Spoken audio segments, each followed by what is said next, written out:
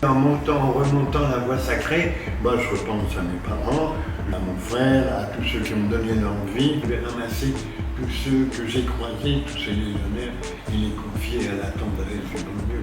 Vous auriez quelque chose à dire à tous ces légionnaires que vous avez croisés dans votre vie? Que je les ai beaucoup aimés.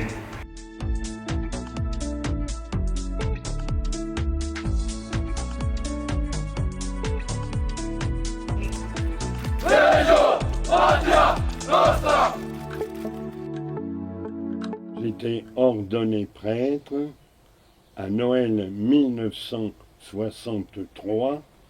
J'ai été pendant 6 ans vicaire dans une petite paroisse à la banlieue de Châtellerault. J'avais dit à mon évêque, je vous donne 5 ans pour le diocèse de Poitiers et ensuite je pars à l'aumônerie militaire, qu'il m'a fait attendre encore 1 an avant que je ne puisse entrer dans l'aumônerie militaire en 1970.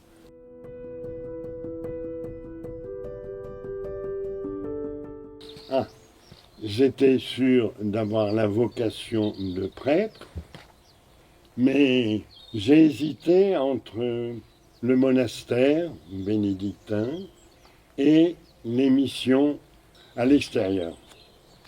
En mars 1956, mon frère aîné a été tué en Algérie. Il était lieutenant parachutiste. C'est la même année que je voulais donc commencer mon service auprès du bon Dieu. Alors, où aller? Si je vais dans un monastère, c'est m'enfermer et ne plus voir ma famille, parce qu'à l'époque, c'était très rigoureux dans ce domaine.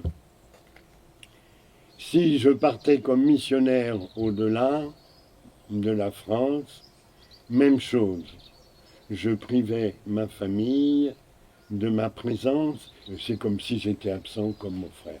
Et je ne voulais pas imposer à mes parents une aussi grande absence. Mais j'ai baigné dans le métier militaire à cause de mon père, à cause de mon frère aîné. Je vais demander à entrer dans l'aumônerie militaire. Donc en septembre 1970, on m'a envoyé, c'était le vicariat aux armées françaises à l'époque. Il n'y avait pas de diocèse, c'était le cardinal Feltin qui était responsable des aumôniers militaires et de l'aumônerie militaire.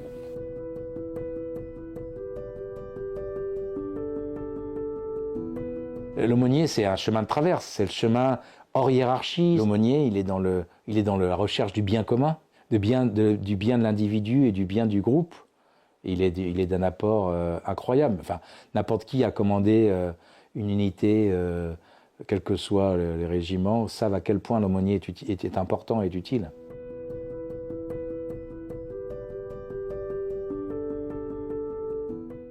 J'ai effectué mon service militaire et dans l'ouest algérois, j'étais dans une unité très combattante que mon père avait commandée.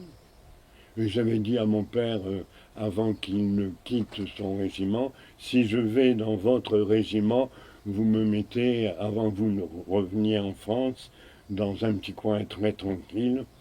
Et mon père m'a mis dans le commando le plus combattant qui soit.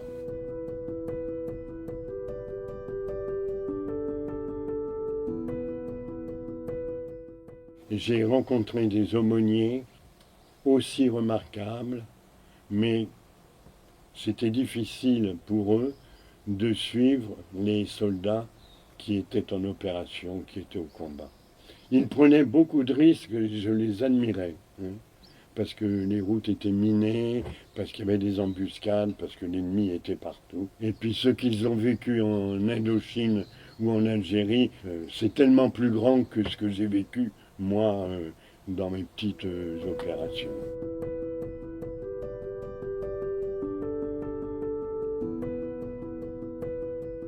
J'ai demandé Calvi parce que je veux remettre l'aumônier dans l'avion. Parce que depuis l'Algérie, il n'y avait plus d'aumôniers qui sautaient en parachute avec les légionnaires. Le chef de corps du 2e rep a été un peu surpris parce qu'il me dit, ben, vous ferez sans doute comme votre prédécesseur, vous venez une fois par mois à Calvi. Alors je lui dis, moi je ne comprends pas très bien ce que vous voulez. Moi je viendrai à Calvi, j'habiterai à Calvi et je vivrai selon les activités de mes légionnaires. Ça a surpris et le chef de corps et les officiers et sous-officiers, parce que j'avais une nouvelle manière d'accomplir le ministère d'aumônier. Moi, c'était le terrain, le petit légionnaire qui vient d'arriver, le petit légionnaire qui fait sa marche képi blanc, parce que dans l'Évangile, la première chose que fait le Christ, c'est accueillir les gens.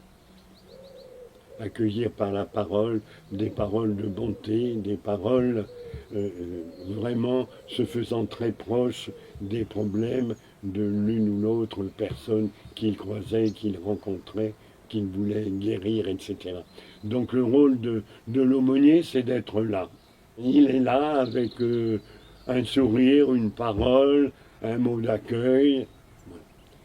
Quand le jeune arrive pour se faire breveter, pendant 3 semaines, il apprend comment sauter, toutes les consignes, en particulier de sécurité dans l'avion et quand il est accroché à son parachute. Alors pendant ces 3 semaines, ils sont isolés, pas de visite, que leur moniteur, que celui qui les encadre pour leur apprendre le métier. Sauf l'aumônier qui vient les saluer, leur dire bonjour, les encourager, et puis le cadre qui est là, qui leur dit « Ah, ben vous verrez, l'aumônier sera avec vous dans l'avion. » Et puis ensuite, je partais et je les retrouvais ensuite à l'embarquement dans l'avion.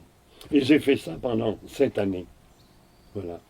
Accueillir les jeunes quand ils sautent, accueillir les jeunes quand ils marchent, quand ils préparent leur képi blanc. Soigner l'accueil. L'accueil parce que je suis prêtre, comme le Christ, mais l'accueil aussi de la Légion. La Légion, c'est quand même une grande famille. Quand le jeune reçoit son képi blanc, il devient légionnaire. Donc la Légion, elle n'a pas toujours les signes visibles ou audibles pour accueillir les jeunes légionnaires. Ce sont souvent des ordres qu'il reçoit. Mais l'aumônier, il a la chance de ne pas parler comme un cadre. Il parle comme un ami, comme un père, comme quelqu'un qui est là pour aider, encourager, pour dire si vous êtes là, soyez heureux, la vie est belle, vous allez apprendre un tas de choses que vous ne connaissiez pas dans le civil. Vous allez retrouver une camaraderie que vous n'avez jamais connue dans le civil. J'avais un peu plus de 17 ans et je voulais absolument partir de là où j'étais. Et je suis tombé sur une affiche, engagez-vous. Et à partir de là, je me suis renseigné, je suis parti à la Légion étrangère. J'ai été baptisé, j'ai fait ma communion, ma confirmation. Quand je me suis engagé, j'ai mis un peu l'église de côté, jusqu'à ce que je rencontre le père Lallemand. Le père Lallemand, je l'ai rencontré à la fin de mon instruction, c'est-à-dire en 1975. La seule chose qui nous restait encore à faire, c'est le raid. On avait une centaine de kilomètres à faire. Sur le bivouac, on a vu arriver un bonhomme avec son sac à dos qui sortait de nulle part. Alors il avait un énorme sac. Dedans, il y avait des œufs, il y avait du speck. Le speck, c'est du lard. Il y avait de la bière. Et c'est la première fois que je voyais le père Lallemand. Alors j'ai connu le père Yannick, le padre Yannick, depuis mon entrée à la Légion étrangère en 2003. par une opération en Macédoine. Je l'ai toujours vénéré comme un ancien parce que je connaissais un peu son histoire. Et lorsque je suis entré à la Légion étrangère, donc au 2e REI à Nîmes, je lui ai demandé des conseils, notamment lorsqu'il y avait des soucis et des problèmes. Et il a été vraiment un père dans la foi et un père dans le travail pastoral aussi.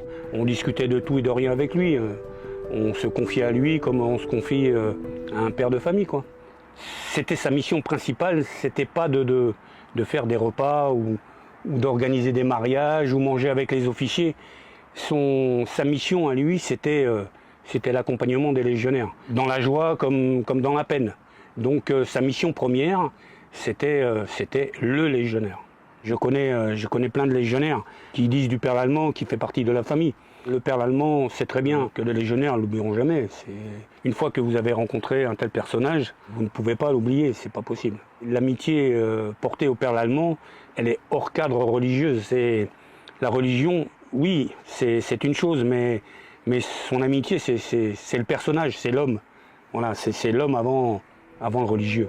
C'est pas une question de catholique ou pas catholique, c'est du padré, une forme de figure paternelle, présente, tout le temps. Tous les gens disent il était tout le temps avec nous, mais il faisait tout. D'abord, c'est une force de la nature, mais il faisait toutes les marches. Sa grande force, et qui est très christique en fait, c'est d'être compagnon de route, de vivre comme ceux avec qui il est. Son évangélisation, c'était d'être avec, et d'être dans les moments difficiles, de partager. Il a suivi des familles entières, en commençant depuis le jeune légionnaire, après en mariant des légionnaires, après en baptisant les enfants, en suivant les familles. Il a une disponibilité qui est totale. Et cette affaire pour le prêtre d'être, se noue une conversation au gré d'une soirée, au gré d'une marche, et puis le cœur s'ouvre, les difficultés humaines. Et à la Légion, il y a des difficultés, peut-être plus qu'ailleurs, parce que les expériences sont plus fracassées. Mais c'est ce qui est une force aussi, en fait, si jamais cette personne-là se remet debout, et c'est la seconde chance. Le grand miracle de la Légion, c'est la seconde chance. Et donc le prêtre, là, vient être à côté, c'est très très beau.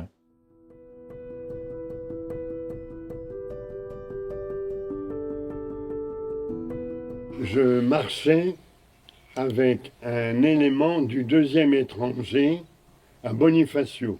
Un légionnaire à la radio me dit « Vous êtes rappelé d'urgence à Calvi, il faut absolument que vous rentriez tout de suite. » Il était déjà 19h et quelques.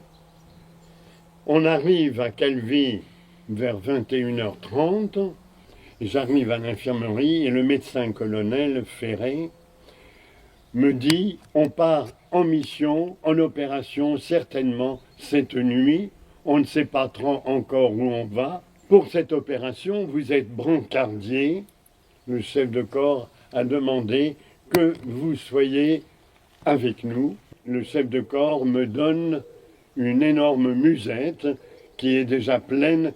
Il me dit, vous avez du matériel au cas où un légionnaire est blessé, soit au saut, soit au combat. Et je lui dis, il faut que je trouve aussi une petite place pour mes attributs de messe. Le vin de messe, je ne sais pas s'ils en trouveraient, les hosties, etc. Voilà. Le médecin-chef me dit, est-ce que vous prenez une arme ? Je lui dis non, moi je ne prends pas d'armes, je fais confiance au bon Dieu, je fais confiance en mes légionnaires, je les connais, je sais comment ils travaillent, je sais leur manière d'agir, moi j'ai confiance. Vers 3h du matin, il y a eu la sirène, c'était le branle-bas dans le régiment, mais un branle-bas où chaque légionnaire savait exactement ce qu'il avait à faire. Arrivé à la base aérienne, le grand patron, le général Lacaze, est venu nous dire « Votre mission, c'est d'être parachuté sur Colvézi, où il y a des massacres très sanglants et qui continuent chaque jour. Il faut absolument arrêter tout ce sang versé à Colvézi. » Ma vraie première opération, la vraie, c'est en 1978 pour l'opération Bonite à Colvézi. Voilà, ça a été mon baptême du feu. J'avais 20 ans. À l'époque, j'étais caporal. On ne réalise pas du tout que c'est une intervention, qu'on va devoir utiliser l'armement, qu'on va devoir sauter. Et à 20 ans, on ne réalise pas tout ça. Les jours que j'ai passés à Kolwezi sont passés très vite. On s'entraîne pour ça, on s'entraîne pour intervenir. Et donc, quand nous sommes partis là-bas, pour nous, c'était comme un entraînement. Le général Lacaze nous dit « c'est une mission sans retour prévu ».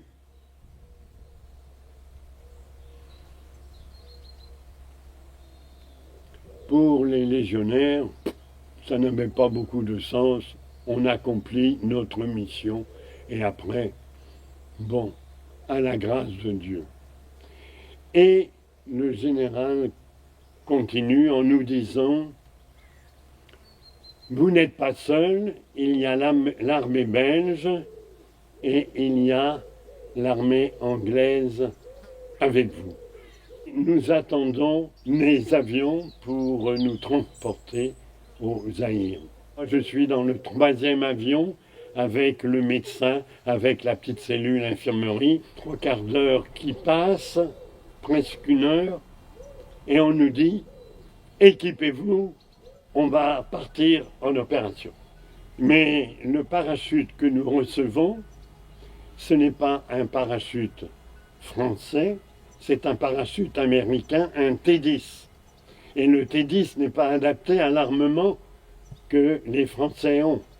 Mais les légionnaires sont tellement débrouillards, avec un bout de ficelle, avec un morceau de fil de fer barbelé, il arrive à mettre bien à l'abri son arme et surtout à la garder sur lui au moment du saut. Et le légionnaire, il se débrouille tout seul comme un grand. Il est plein d'initiatives, il va au plus vite et au plus sérieux. Et nous embarquons donc dans 4 avions Hercule de l'armée zaïroise et le 5e avion vient du Tchad. Il y a 2 Transals venus du Tchad en urgence. 4 avions zaïrois, pilotés par des pilotes zaïrois, ce sont eux qui dirigent l'acheminement sur Kolwezi. Les Français sont derrière, 5e avion.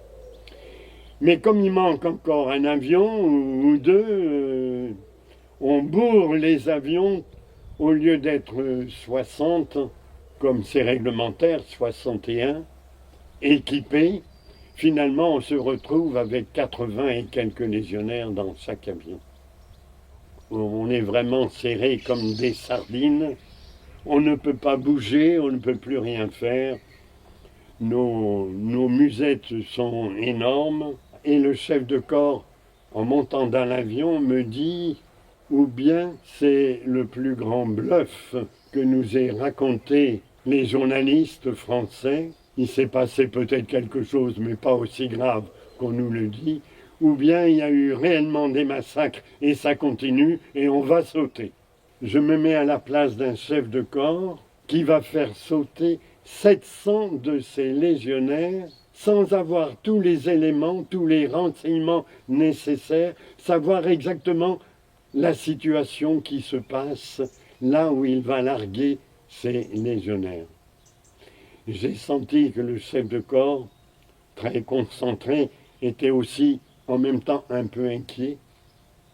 Nous survolons tout le pays du Zaïre pendant 3h50. À l'ouverture des portes, le chef de corps me dit « Mais on est déjà sur Kolwezi ». Et la lumière est restée au rouge, donc interdit de l'armée. Et on fait un tour supplémentaire. Et là, le chef de corps est très ennuyé parce qu'il me dit « On va être canardés parce qu'ils nous attendent. » Ils voient nos avions qui font un tour pour rien et ils vont nous attendre. Et pourquoi cette hésitation des Zaïrois? Parce qu'ils n'avaient pas l'habitude de voler à la même altitude, très basse, 220 mètres d'altitude, et puis alignés. Donc un tour pour rien, et au deuxième passage, on est donc largué sur Colvézi. Moi, je tombe sur un cadavre de noir qui vient d'être tué. Le chef de corps, le colonel Hérulin, tombe sur une termitière et il est complètement griffé. Voilà, il saigne là. Et dès qu'on arrive, ce sont des tirs partout dans toute la ville. Les combats commencent. Pendant ces 28 jours, mon travail, ça a été d'être au milieu des blessés. On les rassemblait dans une pièce et moi j'étais avec eux jour et nuit. Le fait de le voir avec nous, ça ne nous a pas choqués. Par contre, si on ne l'avait pas vu, on se serait posé des questions. C'est vrai que c'est rassurant d'avoir l'aumônier avec.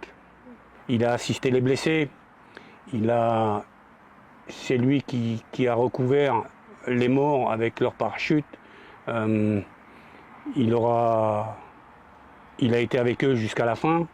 À chaque fois qu'on avait un coup de blues, on savait où il était. Il était logé à l'hôtel Impala. C'était un hôtel qui avait été récupéré par l'état-major. Et donc on connaissait sa chambre, puisque de temps en temps, il nous prêtait sa pioule pour qu'on aille prendre une douche. C'est vrai qu'il a toujours été là pour nous. Quelques jours, 2-3 jours après, le médecin-chef me dit « J'ai tellement de blessés, là j'y arrive pas tout seul, est-ce que vous pouvez vous occuper des tués ?» Les derniers combats, c'était dans la banlieue de Colvézi. Là, on a eu 2 tués, les 2 derniers tués, des combats, et le lieutenant, c'était un jeune lieutenant qui est arrivé à Calvi peu de temps auparavant, et il a eu des combats très durs. Bon, je suis arrivé avec l'ambulance, on s'est fait tirer dessus aussi sur l'ambulance, parce qu'ils ne connaissent pas les lois, etc. Donc c'est abrité derrière l'ambulance, comme on a pu, avec le médecin. Et puis on était là quand le jeune légionnaire est allé auprès d'un blessé pour remasser son arme. Il pensait qu'il était mort, mais l'autre était que blessé gravement, et il a tiré.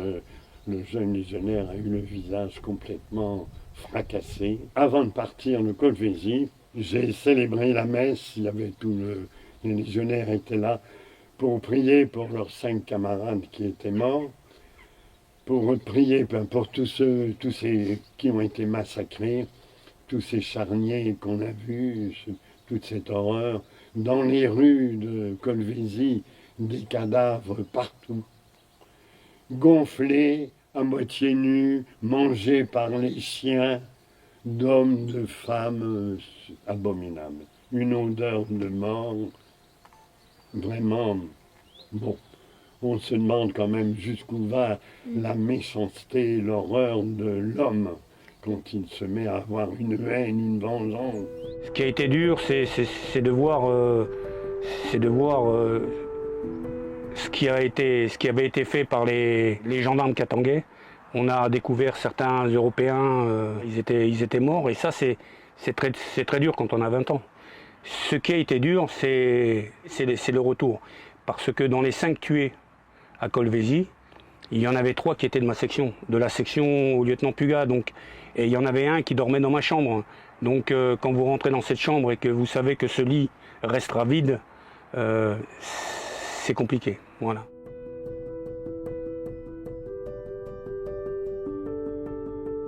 J'ai vécu vraiment ce qui a été la croix dans ma vie. Je savais que le Seigneur nous avait bien dit qu'il fallait passer par la souffrance et notre mort avant d'atteindre la vie éternelle. Mais Seigneur là, m'a donné une croix très très lourde à porter. Ce n'est pas moi qui devais aller à Beyrouth. J'étais l'aumônier du 1er régiment de chasseurs parachutistes. Très content parce que c'était le régiment où mon frère a été tué en Algérie.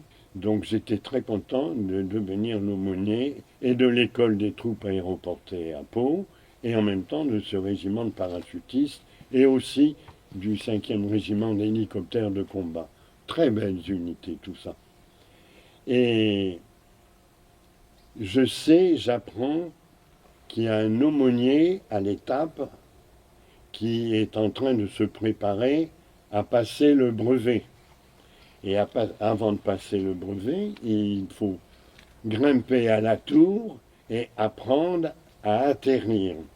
Donc on se jette d'une tour, il y a un sous-officier dans le haut qui freine notre arrivée au sol, et nous, quand on est élève, on apprend à faire le roulé-boulé. Et j'apprends que cet aumônier se prépare donc à être breveté parachutiste et à partir à Beyrouth avec les 2000 et quelques parachutistes. Et j'apprends en même temps qu'il vient de se faire une entorse au genou. Un télégramme arrive le jour même de Paris, tu pars à Beyrouth avec les parachutistes, et nous savions tous que la situation était dramatique, qu'il y avait une guerre civile qui régnait entre les diverses communautés religieuses ou militaires. On savait que chaque jour il y avait des bombardements, il y avait des tués. Les cadres du premier RCP mettaient au courant les jeunes de ce qui se passait, et on ne demandait que des volontaires. Donc la majorité est partie là-bas, et moi j'avais la chance de les connaître parce que c'était mes gamins, c'était mes petits, mais j'avais été à Pau à l'étape avec eux quand ils se sont fait breveter, beaucoup de marches avec eux, donc on se connaissait bien, et c'était pour moi une joie de partir avec eux. Et juste avant notre départ, comme on n'avait pas le temps de faire la célébration de la Saint-Michel, elle a été avancée de 3 semaines. Et cette compagnie qui partait à Beyrouth, elle était justement chargée de l'animation de cette messe. Donc c'est une occasion pour moi de connaître encore davantage tous ces jeunes parachutistes avec lesquels je vais partir. Il y avait à peu près un mois que nous étions là-bas, ambiance très agréable pendant les premières semaines, les 3 premières semaines, et ensuite la situation se dégrade. La désinformation est complète. Un ULM piégé sur état-major. Égout plein d'explosifs sous tel ou tel poste. Une Mercedes bleue, tel numéro, plein d'explosifs sur vous. Telle sentinelle va être tuée. Enfin, ça n'a pas arrêté. On voyait bien que la situation se dégradait. On a appris qu'un jour ou l'autre, il y a un de nos postes, plein de parachutistes, allait recevoir un attentat. Donc on savait qu'un attentat se préparait, mais nous ne savions pas l'endroit, quel était le poste. Il y avait une 30aine de postes différents dans Beyrouth, dans tous les quartiers, chrétiens, juifs, musulmans, chiites, sunnites, arméniens. Donc un dimanche matin, à 6 heures, moi j'étais sous ma petite tente. Donc cette compagnie qui a reçu cet attentat, elle était logée dans un bâtiment de 8 étages, mais qui était vide. Il y avait une famille libanaise qui habitait au rez-de-chaussée. À 6 heures du matin, moi je préparais mon homélie pour aller dire une messe dans un poste. Et à 6h10, une énorme explosion. Et 3-4 minutes après, une deuxième explosion aussi importante. Je vois le général qui arrive, qui me dit « Drakkar n'est plus rien ». Drakkar, c'était un bateau de guerre très dangereux qui régnait dans les mers du Nord. Chaque poste avait un nom qui correspondait à la mer. Je pars donc avec le général et nous arrivons sur les lieux de Drakkar, un bâtiment de 8 étages qui n'est plus rien qu'un tas de béton qui s'est accumulé. Il y a encore quelques flamèches, il y a un brouillard énorme, il y a une odeur de béton, de matériaux divers. Et moi, je savais que sous ce bâtiment, il y avait mes parachutistes. Alors là, c'est l'horreur qui commence pour nous. Heureusement, une section de cette compagnie montait la garde à l'état-major. Donc une section de 25-30 hommes n'était pas dans ce bâtiment.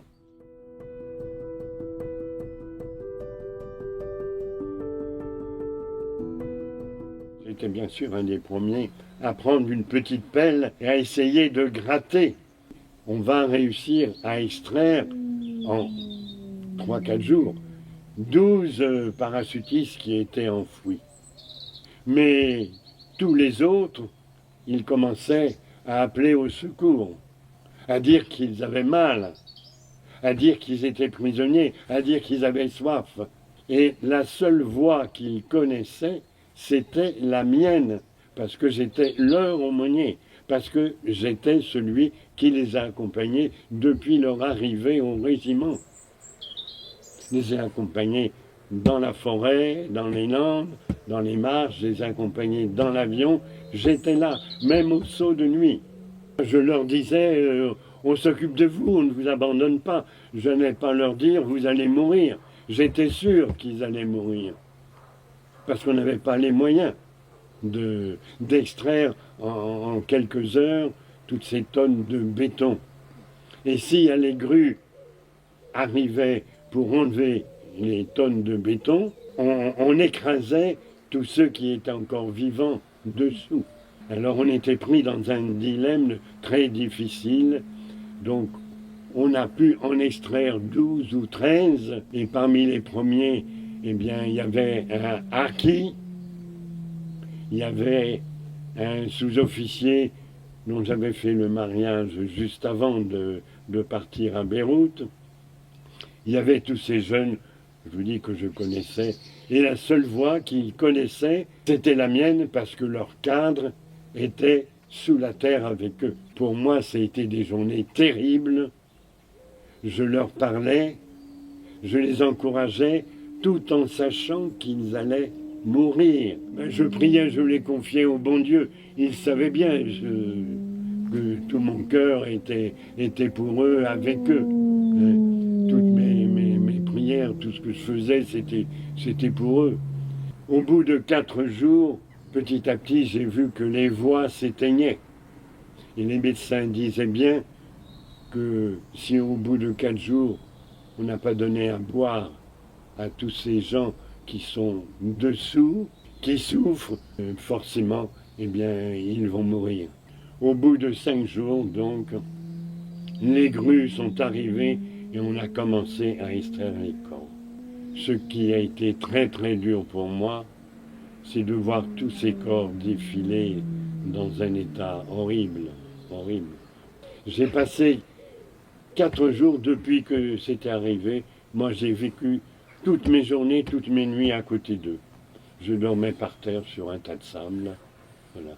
J'étais avec eux continuellement, jour et nuit, jusqu'à ce que les voix s'éteignent, jusqu'à ce que les grues arrivent.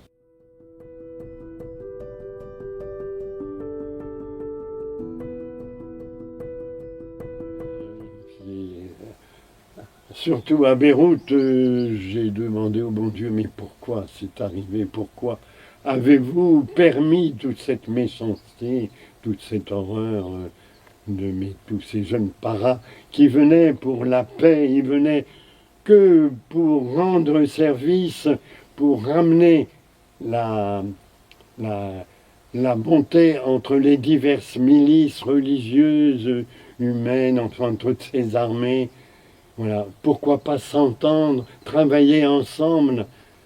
Pourquoi cette haine partout? Et pourquoi aller jusqu'à toutes ces morts, tous ces sacrifices, tout ce sang versé, alors qu'on a un cœur qui est fait pour aimer, qui est capable d'aimer.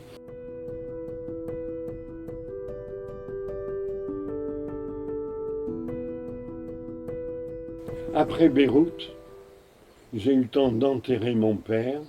Je n'avais plus une larme pour mon père, son enterrement. J'avais tellement pleuré à Beyrouth pour mes gamins. Juste après l'enterrement de mon père, je suis parti donc à Manta, l'opération Manta au Tchad, dans un pays magnifique, mais un pays plein de misère. Et en même temps que j'étais avec mes parachutistes de l'opération Manta, je côtoyais les militaires tchadiens. Et ces chrétiens, « Ah, vous êtes prêtres, mais depuis 10 ans, nous n'avons jamais vu de prêtres.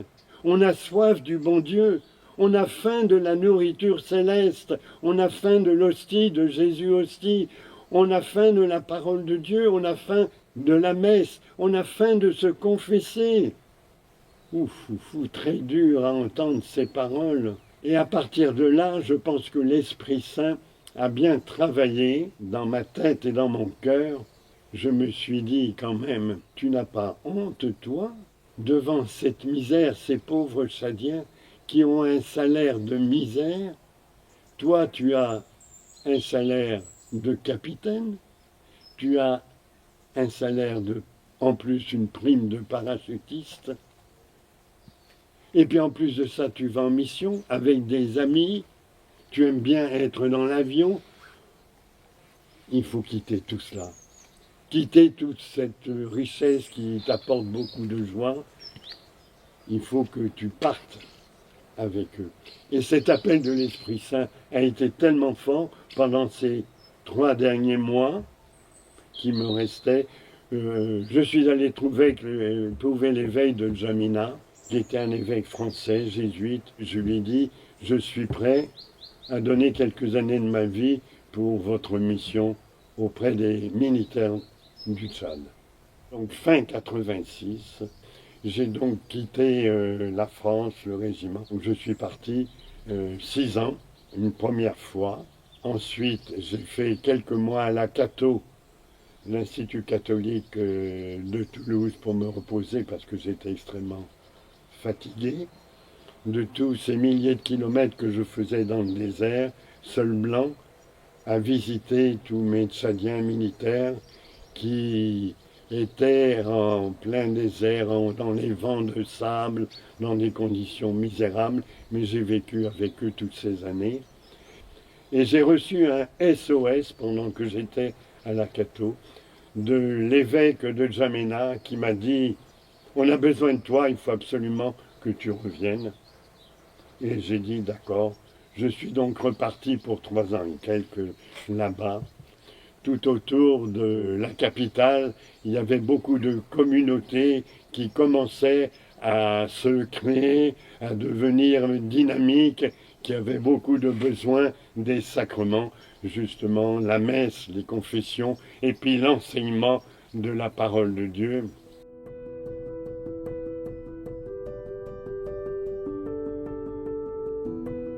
Ça, c'était énorme. Énorme. Fallait-il accepter? Ce n'est pas mon genre de me mettre à l'honneur. Moi, je suis un peu au bas du sol. J'ai été mis à l'honneur, j'ai accepté, parce que je pensais que pour ma famille, pour mon père, mais surtout pour l'aumônerie militaire, pour l'Église, pour le prêtre, qui est souvent sali, dénigré à l'heure actuelle, mis de côté.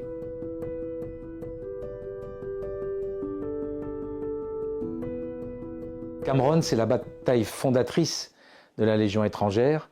Elle a incarné toutes les valeurs du combattant. Elle a incarné les valeurs fortes du code d'honneur du légionnaire. Cette valeur que, quelle que soit la mission, on l'exécute jusqu'au bout. C'est devenu la bataille référence qui permet à chaque légionnaire de se dire ben voilà notre symbole, voilà ce que veut dire être un bon légionnaire. Il revient au commandant de la Légion étrangère de choisir celui qui sera mis à l'honneur. On choisit un porteur emblématique de la vie Légion, un héros de la Légion étrangère. Il faut une critère de l'excellence, de l'exemplarité. Le commandant de la Légion étrangère et son conseil ou son état-major décident d'un thème de l'année. En l'occurrence, on avait choisi de rendre hommage à Monsieur Légionnaire. Cette appellation un peu générique qui met en valeur cet étranger, souvent dans l'anonymat, qui vient de l'autre bout du monde et qui vient se mettre au service, qui devient souvent ce combattant extraordinaire, ce héros. Se poser la question, qui trouver pour incarner Monsieur Légionnaire?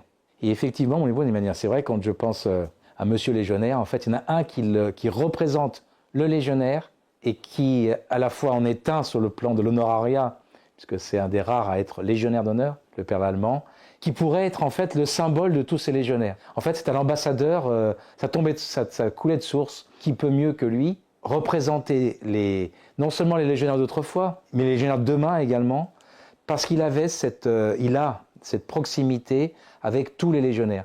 Et il a fait l'unanimité tout de suite.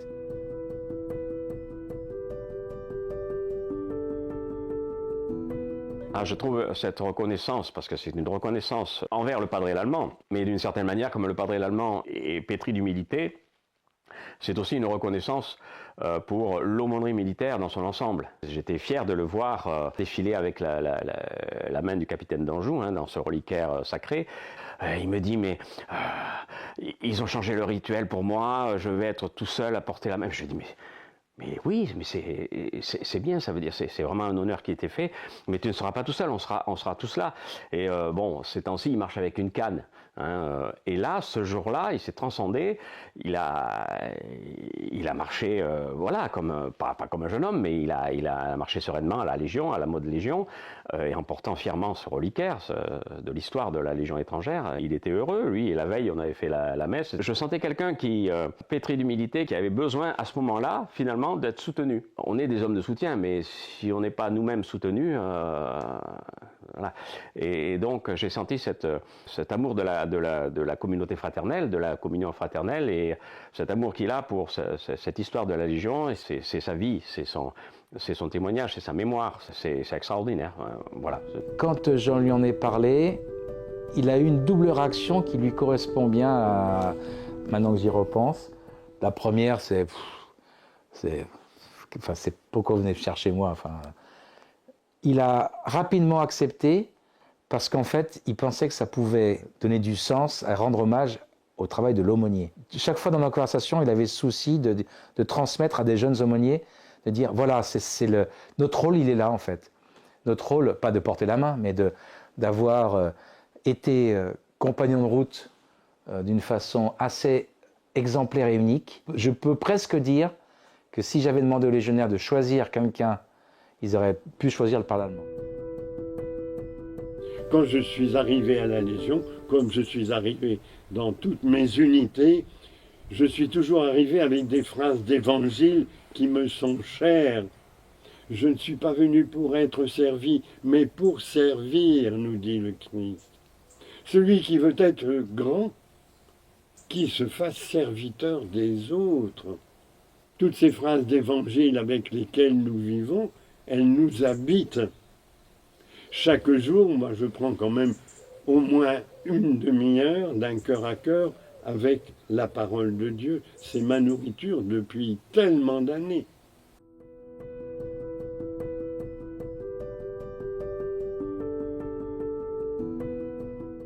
Je me disais, je porte ce coffret de la main du capitaine d'Anjou. Ce sont des légionnaires qui sont allés jusqu'au bout du serment qu'ils avaient fait avec leur capitaine, verser leur sang pour la paix, pour la liberté, pour la mission confiée à la Légion étrangère. Donc j'ai pensé à tout ça, j'ai pensé à mon frère aîné. Je portais dans mon sac à dos, parce que j'ai porté le sac à dos pendant tellement d'années, je pensais à tous ces légionnaires que j'ai connus, aimés, et qui sont morts au combat, qui sont morts en service. Et ils sont très nombreux. Je les portais dans mon sac à dos, je les confiais à la tendresse de notre Dieu. Et puis je pensais aussi à tous ceux et celles que j'ai croisés au cours de mes 23 ans en Légion. Mais j'ai fait plus de 40 ans au service des soldats. Des belles unités, chasseurs alpins, parachutistes, légionnaires. J'ai été gâté par cette qualité de soldats qui sont prêts à donner leur vie pour la France. Et c'est un honneur pour la France d'avoir une telle jeunesse française. Il n'y a pas longtemps, je suis allé à Saint-Mexan, à la 364e promotion qui a choisi comme parrain les sous-officiers de Drakkar, ces sous-officiers qui sont morts à Beyrouth. Il faut voir la qualité de ces jeunes futurs sous-officiers. Quelle richesse la France a d'avoir cette jeunesse, et qui plus est une jeunesse chrétienne. Quelle richesse pour l'Église, pour le christianisme, pour la France, d'avoir cette jeunesse qui est prête à se donner comme nous prêtes nous le faisons.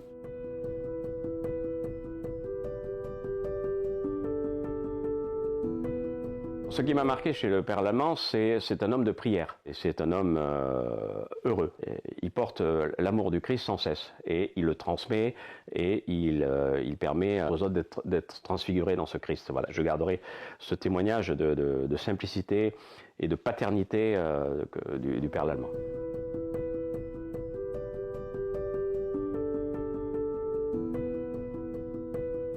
Ce qui me marque, c'est sa bienveillance. Ce qui me marque, c'est la paix qu'il dégage. Quand on est avec le Père Lallemand, c'est pas du béni-oui-ouisme, c'est pas tout le monde est gentil. Non, il a un regard aimant. Il a un regard et exigeant en même temps. Il a toujours ce mot de gentillesse, cette attention. Il est présent à l'autre. Voilà. Ce qui me marque, c'est qu'il est présent à l'autre. Il a une forme de sainteté. C'est pas moi de décider, mais moi j'en suis persuadé.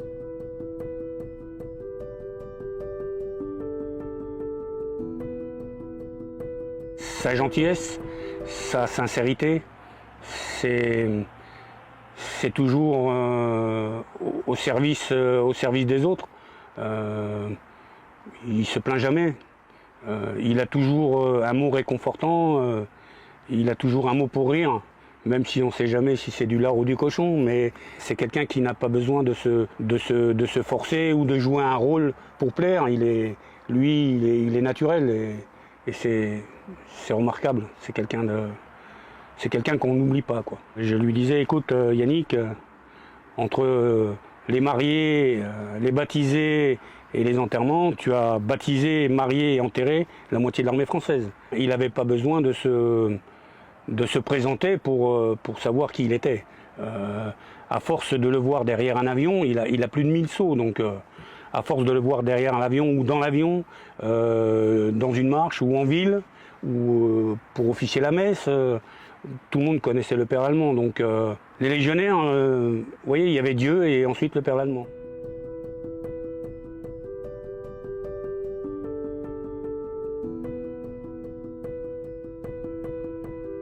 J'ai fait bonne prière ce matin. Je m'adresse à vous, mon Dieu, car vous seul donnez ce qu'on ne peut obtenir que de soi. Donnez-moi, mon Dieu, ce qu'il vous reste. Donnez-moi ce que l'on ne vous demande jamais. Je ne vous demande pas le repos, ni la tranquillité, ni celle de l'âme, ni celle du corps. Je ne vous demande pas la richesse, ni le succès, ni même la santé. Tout ça, mon Dieu, on vous le demande tellement que vous ne devez plus en avoir. Donnez-moi, mon Dieu, ce qu'il vous reste. Donnez-moi ce que l'on vous refuse. Je veux l'insécurité et l'inquiétude. Je veux la tourmente et la bagarre, et que vous me les donniez, mon Dieu, définitivement, que je sois sûr de les avoir toujours, car je n'aurai pas toujours le courage de vous les demander. Donnez-moi, mon Dieu, ce qu'il vous reste. Donnez-moi ce dont les autres ne veulent pas, mais donnez-moi aussi le courage et la force et la foi, car vous seul donnez ce qu'on ne peut obtenir que de soi. Amen.